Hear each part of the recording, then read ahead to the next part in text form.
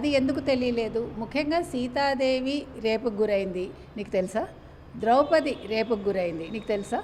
నువ్వు అవి మాట్లాడినందుకు నేనేమంటున్నానంటే, ఇప్పుడే విశ్వ హిందూ పరిషత్ వాళ్ళు విశాఖపట్నం గోపాలపురం పోలీస్ స్టేషన్లో నా అన్వేష ఎవరైతే ఉన్నారో అతని మీద కేసు పెట్టారు. అతని ఛానల్ని వెంటనే మూయించాలండి. ఇప్పటికే నిన్న 10 లక్షల మంది అన్ఫాలో చేశారు. నేనంటాను ఇప్పుడు ఇది కేసు పెట్టాక 1 లక్ష మంది అన్ఫాలో చేశారట. ఇంకొక ముఖ్యమైన విషయం ఏంటంటే, మీరందరూ కూడా ఛానల్కి మీరు కంప్లైంట్ పెట్టండి.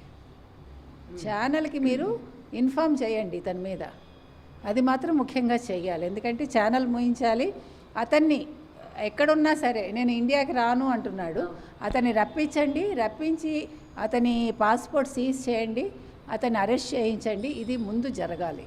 ఎందుకంటే ఇష్టానికి హిందూ దేవతల మీద కానీ, హిందువులకు సంబంధించిన పురాణాలు కావచ్చు, ఇతిహాసాలు కావచ్చు, అసలు వాళ్ళ ఆచారాలు కట్టుబాట్లు దేని మీద కూడా ఎవడు విమర్శించినా ఇమీడియట్గా అరెస్ట్ చేసేలాగా ఒక చట్టం తీసుకురండి. క్రిస్టియన్స్ ముస్లిమ్స్కి సంబంధించి మీరు ఎలాంటి వ్యాఖ్యలు చేయడానికి భయపడతారు. ఆ భయం హిందూ పురాణాలకు సంబంధించి కానీ, హిందూ దేవాలయాలు దేవుళ్ళు ఎవరికి సంబంధించి కానీ అదే భయం రావాలి.